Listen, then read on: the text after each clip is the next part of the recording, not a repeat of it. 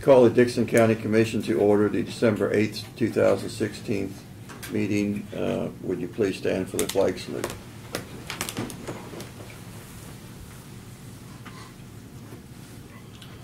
I pledge allegiance to the flag of the United States of America and to the republic for which it stands, one nation, under God, indivisible, with liberty and justice for all.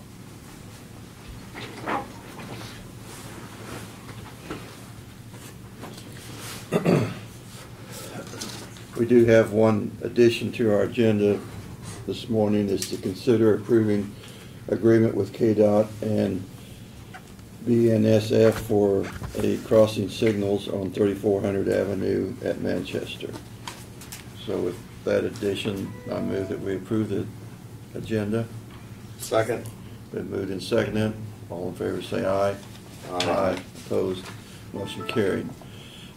The consent agenda are the minutes of December 4th, first work session and regular meeting. Fund expenditures, $231,515.78. Abatements of $457.42, and added tax of $13.04. I'd move that we approve the consent agenda. Second. Been moved and seconded. Is there any discussion on it? If not, all in favor say aye. Aye. Opposed? Motion carried. Commissioners' comments. Greg, do you want to start? Yeah, I forgot to print a survey that we got from North Central Regional Planning Commission. I'll get it later and give it to Brad or Janelle. They want the addresses and stuff for the communities that are in a slight survey you can do online for North Central Regional Planning Commission. That's all I had. Okay, Lynn? Tomorrow I'll be in Topeka, the Kansas Association of Counties, or KAC. We're having a board meeting, and I'll be attending that. That's all I have. Okay. Doug's not here this morning, so I will report a little bit on the property tax sale that we had last Monday, and it was fairly successful in getting bidders. Like I say, I think there were still 1, 2, 3, 6, 8 properties out of the 21 that did not sell, but the rest of them did sell. Some of them brought a decent price, and then others were just sold at a low price. But at least the new owner will hopefully get back on the tax roll and start paying property tax on those. So we did have a department head meeting this morning with our department heads, and also Larry Goldberg, our architect, was here just for a few minutes before our meeting started. He's been working with the Abilene City Police on meeting with them and figuring out some of the space requirements that they need and how he can work through that. But it sounds like I say, they are kind of working with Larry on what space they would need. Did we have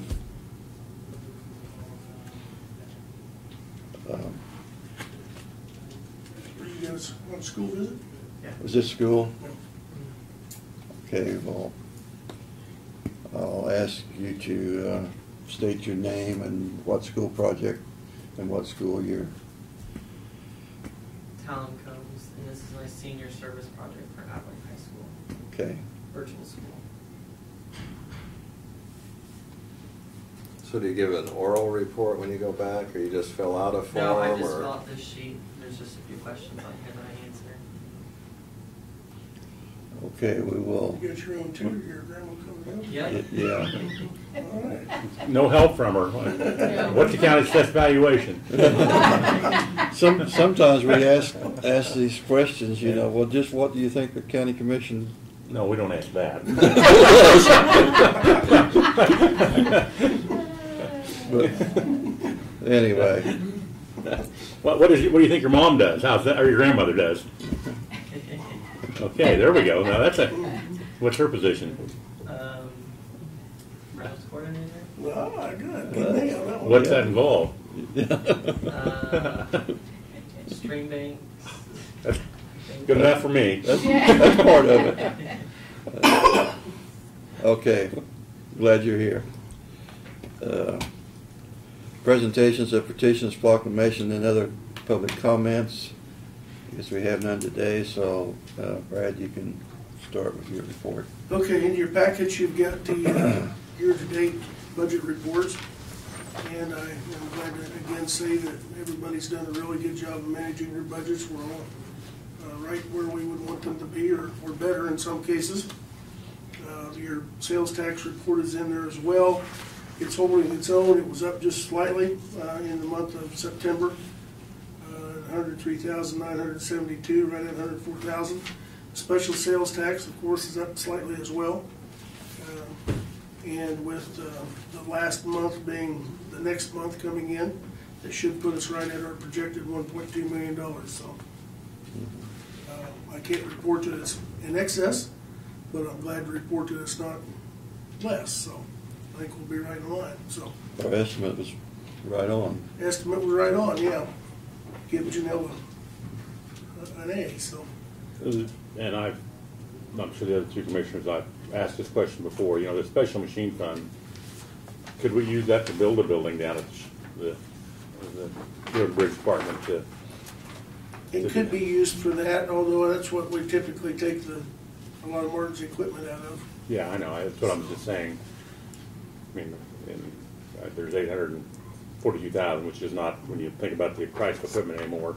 Not a whole lot of money. Yeah, I mean, So I do know that one of the things he's got down the road, it'll be quite a few years, but he's slowly putting back is to replace the crane. right. That'll be a high ticket item. That's probably our most expensive piece of equipment. Yeah, by the time we get to that, probably 300,000 or 400,000 minimum. Well, I bet that's probably maybe half what it'll take. Oh, no kidding, 800,000? Ooh. Well, depends Depending on really. what size we get, so. I'm really Very amazed that expensive. that crane is, because we use it quite a bit anymore. We use it a lot, and it really holds well, so, As old as it is, I'm surprised we keep the thing going. yeah, so, and we have it inspected every year, Yeah, and he passes inspection and does a good job. We replace the cable on it regularly, and we do a good job of maintaining, so I can't tell you how many years down the road that's gonna be, but we know it's gonna have to be replaced someday.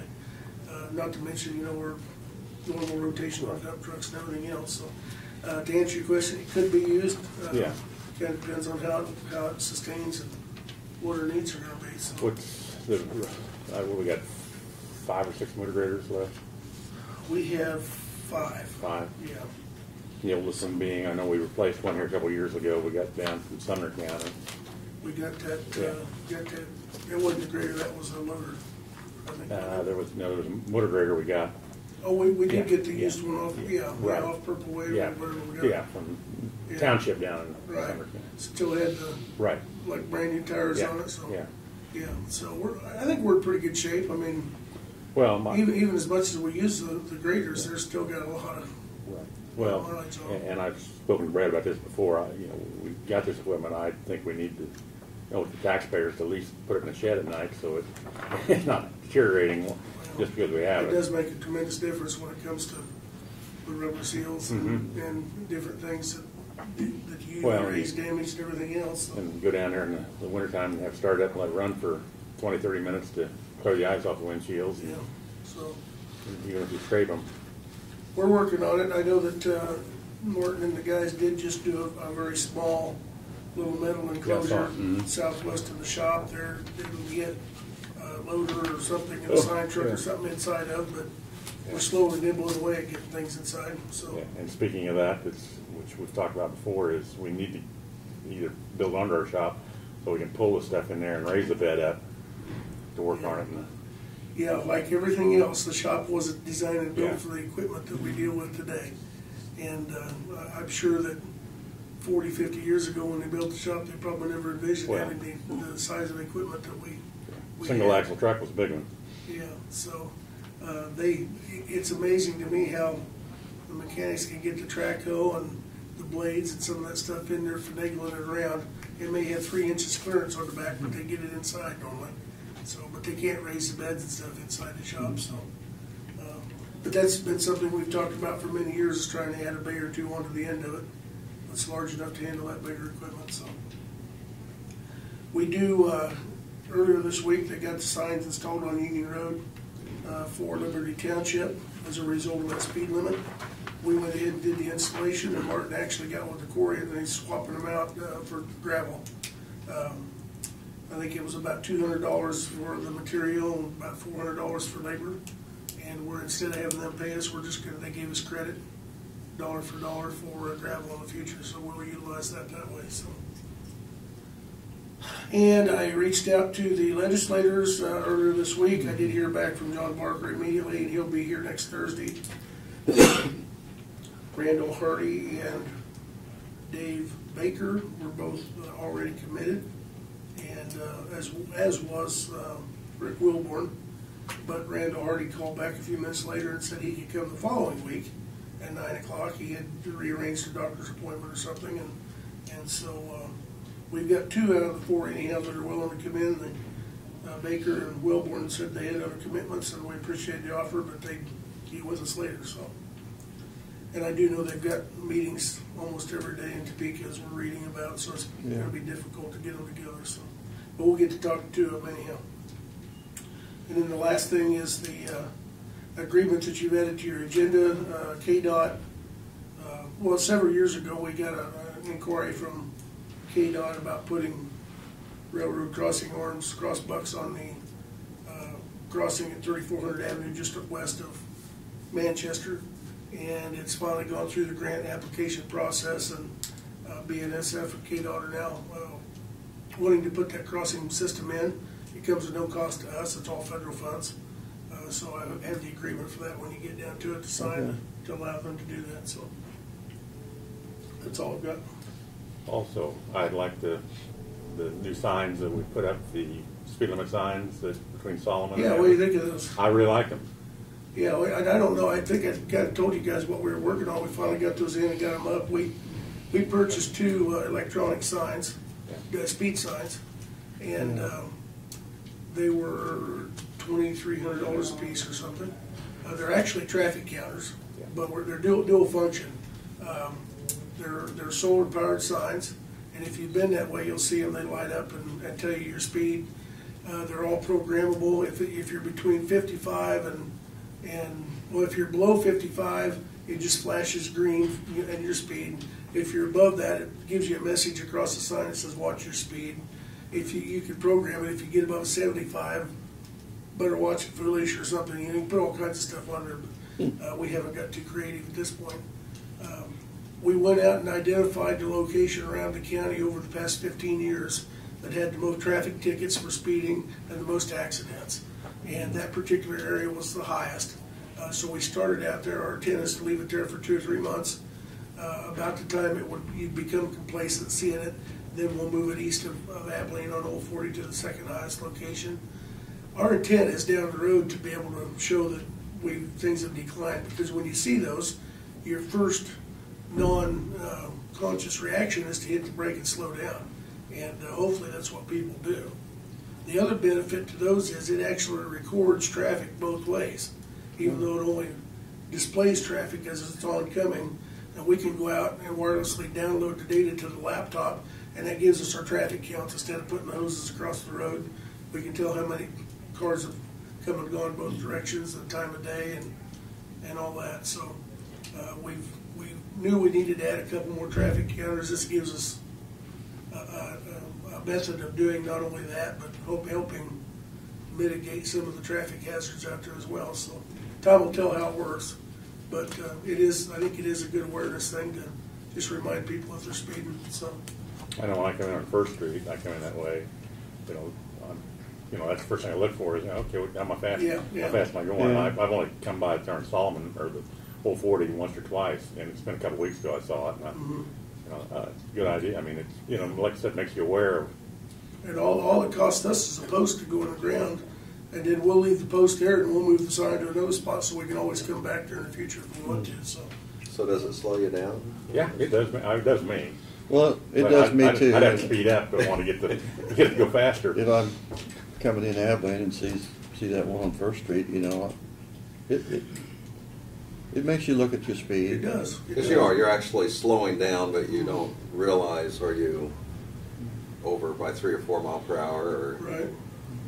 or pretty close So, to it. So hopefully they'll work, and I'd like to be able to come back in 5 years and tell you that our accidents over a period of that time have decreased by a substantial amount, so time will tell.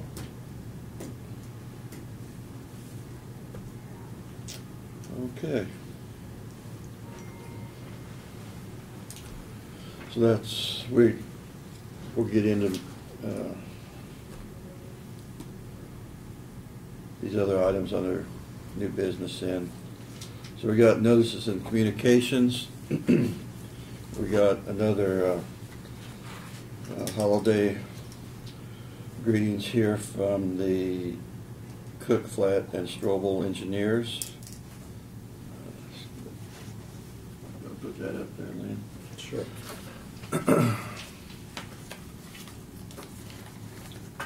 And we also got one from the Goldward group, Architect Group that we are working with, and it's kind of neat because it's got a picture of the layout that they're proposing to us on the front of the card.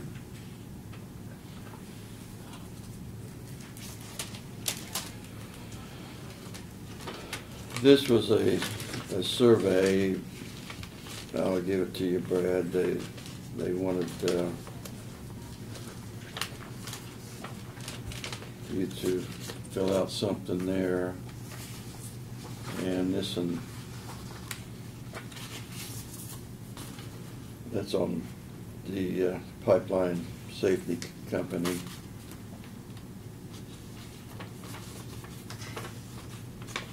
And this is the same letter we got last week from Broadband. And going up 18 cents, and you said that more or less was just in the Harrington area. So I don't know why we got 2 of those.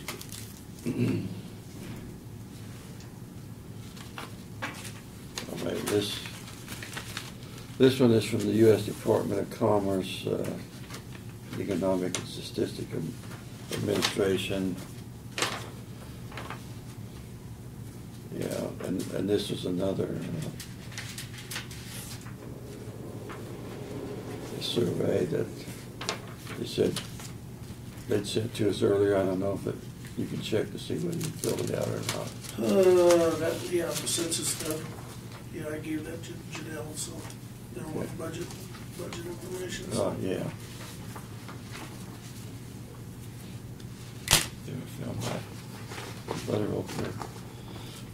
Yeah, this is our budget status for the commissioners, and I'll let the other 2 commissioners look at it. Looks like we're going to be within our budget, which is always good. To have the commissioners stay in the budget. You wouldn't want to get on you about that. And we got a magazine here from Public Officials Governing. So if anybody wants to take a look at that.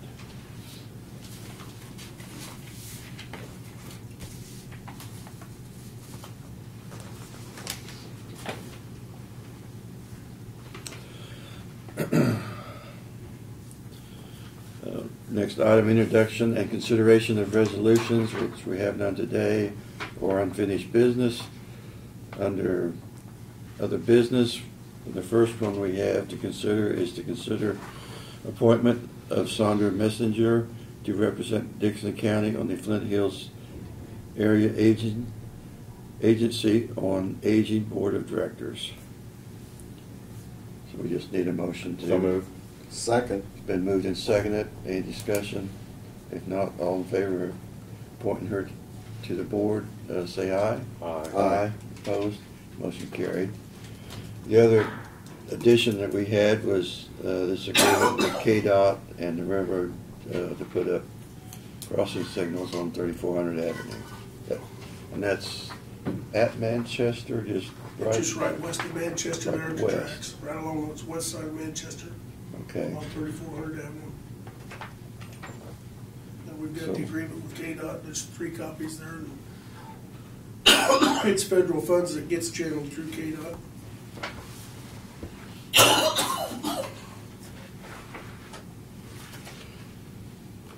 Well, like I say, it's no cost to us, there's no Yeah. match or anything like that, so.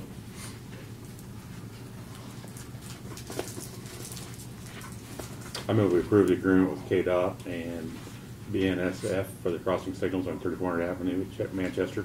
Second. Been moved and seconded. Any discussion? If not, all in favor say aye. Aye. Opposed? Motion carried.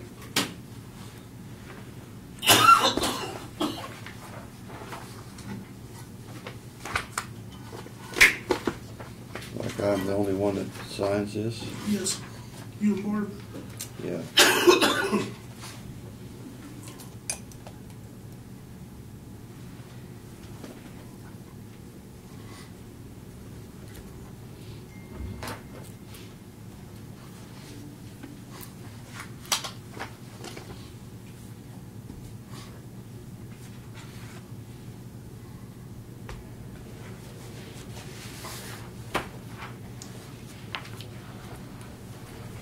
I need, just, before we adjourn, we